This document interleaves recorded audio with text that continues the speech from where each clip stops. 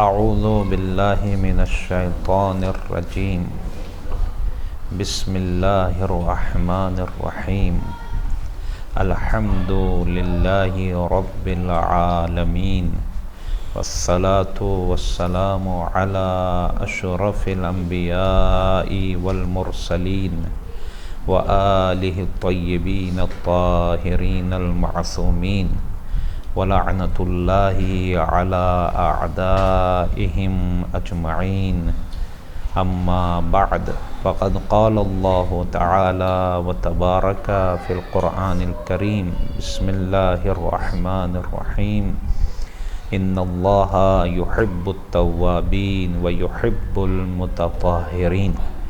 بے شک اللہ توبہ کرنے والوں سے اور اپنے آپ کو پاک و پاکیزہ رکھنے والوں سے محبت کرتا ہے۔ رسول اللہ صلی اللہ علیہ وآلہ وسلم کی ایک حدیث ہے جس میں آپ ارشاد فرماتے ہیں ان اللہ جمیل ویحب الجمال۔ اللہ خوبصورت ہے، اچھا ہے، بہترین ہے اور وہ اچھائی ہی کو، خوبصورتی ہی کو پسند کرتا ہے۔ لہٰذا جتنی صاف و صفائی ہم رکھ سکتے ہیں اپنی زندگی میں، جتنا اپنے آپ کو پاک و پاکیزہ رکھ سکتے ہیں اتنا رکھنے کی کوشش کریں، اتنی ہی اللہ کی محبت ہم سے بڑھتی چلی جائے گی، چاہے وہ ہماری باڈی یا کپڑا یا گھر کے باہر ہماری گلی اور کوچے ہوں۔ ہم جتنا ہو سکے ان کو صاف رکھنے کی کوشش کریں۔ جہاں تک ہم کر سکتے ہیں ہم خود کریں، ہم نہیں کر سکتے اپنے وطن والوں کا سہارا لیں، اپنے جو گاؤں کی چیئرمین کی جگہ ہے ان سے جا کے درخواست کریں کہ بھئی صاف ستھرا رکھنا چاہیے، آپ ہماری گلی کوچوں کو، سڑکوں کو صفائی کرنے کا انتظام کیجئے، کوڑا اٹھانے کا انتظام کیجئے، اس لیے کہ یہ چیز اللہ کو ناپسند ہے۔ بہرحال ہماری بحث پاک کرنے والی چیزوں کے سلسلے میں چل رہی ہے اور آج ہماری بحث طبعیت کے منزل تک پہنچ چکی۔ طبعیت کے معنی ہوتے ہیں کسی چیز کا کسی چیز کے ساتھ ایٹومیٹک پاک ہو جانا، پاک کرنے کی ضرورت نہیں ہے۔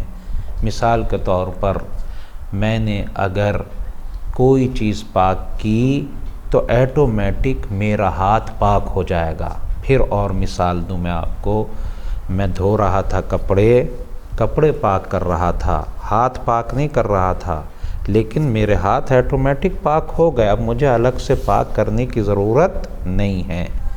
یا جس بالٹی میں جس چیز میں وہ کپڑے تھے میں کپڑوں کو دھو رہا ہوں، کپڑے پاک کر رہا ہوں، بالٹی وہ ایٹومیٹک پاک ہو گئی۔ بہت سے لوگ کیا کرتے ہیں، کپڑا دھویا انہوں نے، دھونے کے بعد کہا نہیں مولانا 3 مرتبہ دھونا چاہیے، 1 مرتبہ دھویا نچوڑ دیا، دوسری مرتبہ دھویا نچوڑ دیا، تیسری مرتبہ دھویا نچوڑ دیا، اب کپڑا پھیلا دیا، اب دوبارہ سے آ کر ہاتھ دھوتے ہیں۔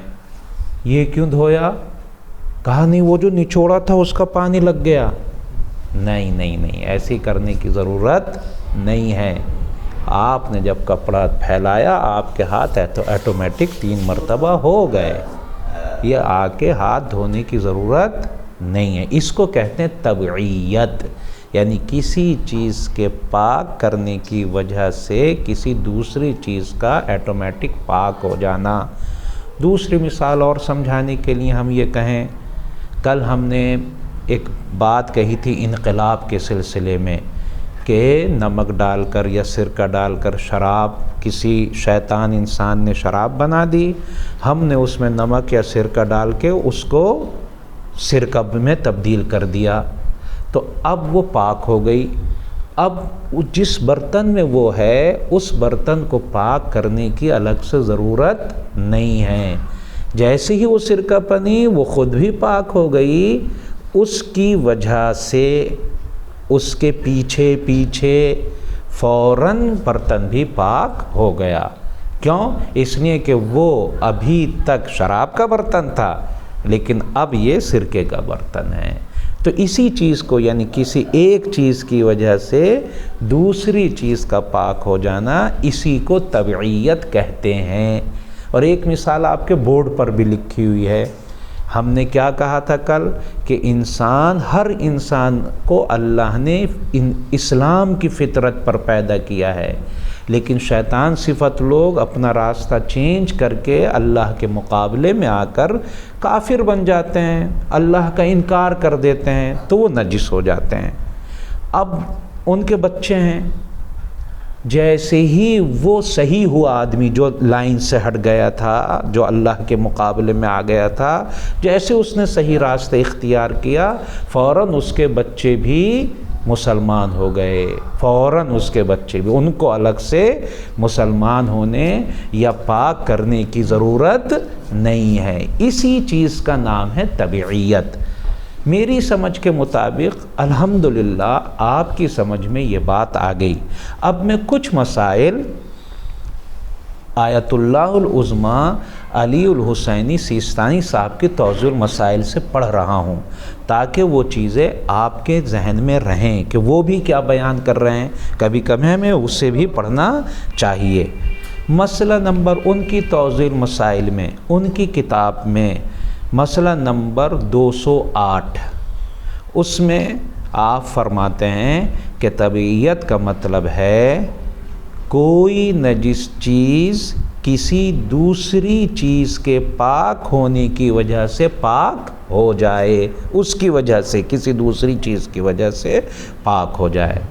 مسئلہ نمبر 209 میں فرماتے ہیں اگر شراب سرکہ ہو جائے تو اس کا برتن بھی اس جگہ تک پاک ہو جاتا ہے جہاں تک شراب جوش کھا کر پہنچی تھی۔ کسی نے، شیطان صفت نے بنایا تھا، جوش کھا کے اس کے، جیسے ہم لوگ دیگ میں کھانا بناتے ہیں تو کچھ اچھل کے اوپر کو آ جاتا ہے، تو جہاں جہاں تک ہو گئی تھی، جیسے ہی وہ سرکہ ہوئی فوراً وہ پوری کی پوری سب، اس کی دیگ بھی پاک ہو گئی، اس کا برتن بھی پاک ہو گیا جیسے وہ سرکہ بنا، جہاں تک شراب جوش کھا کر پہنچی ہو۔ اور اگر کپڑا یا کوئی دوسری چیز جو عموماً کبھی کبھی شیطان صفت لوگ شراب کا برتن اس کو بنا دیتے ہیں، کوئی کپڑا یا کوئی دوسری چیز اس سے نجس ہو گئی ہو تو وہ بھی پاک ہو جاتی ہے۔ کیوں؟ چونکہ وہ جب اصلی چیز پاک ہو گئی تو یہ بھی پاک ہو گیا۔ لیکن اگر برتن کی بیرونی سطح پر اس شراب سے آلودہ ہو جائے تو احتیاط واجب یہ ہے کہ شراب کے سرکہ ہو جانے کے بعد اس سطح سے پرہیز کیا جائے۔ مطلب یہ پرہیز کیا جائے، پھر میں اس کو دہرا دوں، تھوڑی وضاحت دے دوں اس چیز کی۔ مثلا شیطان صفت لوگوں نے شراب بنائی تھی انگور کی، اور کچھ حصہ جب وہ شراب تھی دیگ سے باہر گر گیا، تو وہ باہر کا حصہ آیت اللہ سیستانی صاحب فرماتے ہیں ہماری نگاہ میں احتیاط واجب یہ ہے کہ وہ پاک نہیں ہوگا، صرف اندر کا حصہ پاک ہوگا، اس سے آپ پرہیز کریں باہر والے حصے سے، چونکہ وہ شراب ہی تھا، وہ تو سرکہ بنا نہیں، تو باہر وہ نجیسی ہے، اس سے آپ پرہیز کیجئے۔ مسئلہ نمبر 210، کافر کا بچہ بذریعہ طبیعت پاک ہو جاتا ہے۔ مسئلہ نمبر 211، اب یہ ایک اور دوسری مثال ہے۔ مسئلہ نمبر 211، وہ تختہ ہم لوگ جب مردے کو نہلاتے ہیں تو کسی چوکی پر رکھتے ہیں، کسی چیز پر رکھتے ہیں، یا بہت سے ملکوں میں پتھر پر بھی رکھا جاتا ہے، کبھی پتھر پر کسی چیز پر لٹاتے ہیں۔ تو مسئلے میں کیا بیان کرتے ہیں؟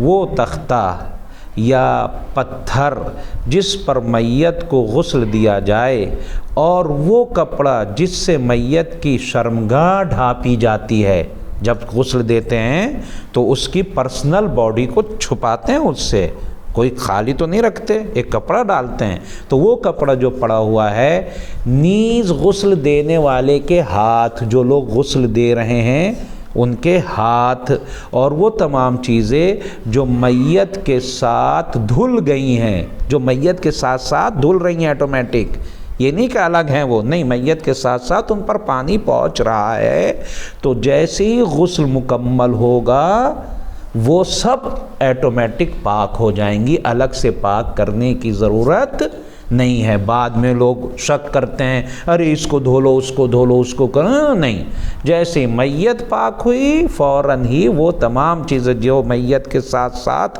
ہم یوز کر رہے تھے وہ پاک ہو گئیں بے حکم طبیعیت، یہی جو ہم نے پڑھ رہے ہیں اسی کی وجہ سے آٹومیٹک۔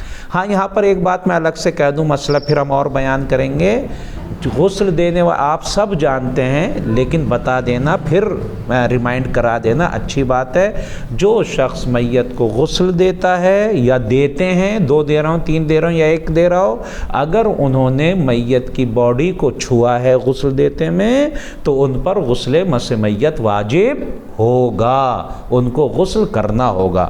ہاں، یہ ظاہری ہاتھ پاک ہو گئے لیکن وہ غسل واجب ہے، وہ گھر جا کر آپ کریں، جو بھی میت کے باڈی کو چھوا ہے۔ ہاں، پانی لا کے دیا ہے یا کافور لا کے دے دیا ہے یا ایسے کام کر دیں جس سے باڈی نہیں چھوئی ہے تو واجب نہیں ہوگا، لیکن باڈی کو ٹچ کر دیں اگر کر لیا غسل دیتے میں، غسل دینے سے پہلے، تو غسل مس میت واجب ہے۔ اب مسئلہ نمبر 212، طبیعیت کے سلسلے میں ہماری بات چل رہی ہے۔ اگر کوئی شخص کسی چیز کو پانی سے دھوئے تو اس چیز کے پاک ہونے پر اس شخص کا وہ ہاتھ بھی پاک ہو جاتا ہے جس سے اس چیز کو دھوتا ہے۔ ہم نے مثال میں بتایا تھا کہ بہت سے لوگ کپڑا ٹانگ کے پھر ہاتھ دھونے کے لیے آ جا، کیا پھر یہ مسئلہ میں دہرا دوں، جب ہم کسی چیز کو دھو رہے ہیں تو آٹومیٹک ہمارا ہاتھ بھی پاک ہو گیا، ہمیں شک کرنے کی ضرورت نہیں ہے۔ اگر مسئلہ نمبر 213، اگر لباس یا اس جیسی کسی چیز کو قلیل پانی سے دھویا جائے اور اتنا نچوڑ دیا جائے جتنا عام طور پر نچوڑا جاتا ہے، میں اس کی وضاحت دوں تھوڑی سی، جب آپ نچوڑتے ہیں تو کیا وہ بالکل سوکھ جاتا ہے؟ نہیں، اس میں تھوڑا تھوڑا پانی تو رہتا ہی ہے نا، لیکن نچوڑ دیا جتنا نچوڑا گیا۔ تو اب غور سے سنیں، پھر میں دہراتا ہوں اس کو، اگر لباس یا اس جیسی کسی چیز کو قلیل پانی، قلیل کم پانی، 500 لیٹر سے جو ہم نے پہلے بتایا تھا اس سے کم پانی سے ہم دھوئیں اور اتنا نچوڑ دیا جائے جتنا عام طور سے جنرلی نچوڑا جاتا ہے، تاکہ اس سے پانی، جس پانی سے دھویا گیا اس کا دھون نکل جائے، تو جو پانی اس میں رہ گیا تھوڑا بہت سا، جو وہ گیلا ہے تبھی تو ہے گیلا، اگر پانی نہ ہوتا اس میں تو گیلا کیسے ہوتا، وہ جو رہ گیا جو ہم نچوڑ نہیں سکتے عام طور سے، وہ جو پانی رہ گئے وہ پاک ہے۔ اب آپ اسے نجس نہ سمجھیں، شک نہ کریں، جو اس میں رہ گیا وہ پاک ہے بے حکم طبیعت۔ لاسٹ مسئلہ، جب نجس برتن کو قلیل پانی سے دھویا جائے تو جو پانی برتن کو پاک کرنے کے لیے اس پر ڈالا گیا، میں اس کی وضاحت دوں تھوڑی سی، مثال کے طور پر ایک دیگ ہے، آپ دھو رہے ہیں، 1 مرتبہ دھویا، پھینک دیا قلیل پانی سے، کثیر سے نہیں، کثیر سے تو ایک ہی مرتبہ ہو گیا کام، لیکن قلیل سے آپ دھو رہے ہیں تو کیا بتایا تھا ہم نے کہ پانی ڈالیں، ہلائیں، پھینک دیں، پانی ڈالیں، ہلائیں، پھینک دیں۔ تو پانی پھینکنے کے بعد کیا وہ بالکل خشک ہو جاتی ہے؟ کیا تھوڑا بہت تو رہ جاتا ہے، اس میں تھوڑا بہت رہ جاتا ہے، تو اب شک مت کریں، بے حکم طبیعت جو اس میں رہ گیا وہ پانی پاک ہے، اس کو بالکل کپڑے صاف کرنا ضروری نہیں ہے، پریشان ہونے کی ضرورت نہیں ہے، نہ شیطان کے بہکائے میں آئیں، وہ پانی جو اس میں ہے وہ پاک ہے، اور ہم اس کو پاک مان کے دیگ کو چڑھائیں اور خوب اچھا سا پکائیں۔ والسلام علیکم ورحمۃ اللہ وبرکاتہ۔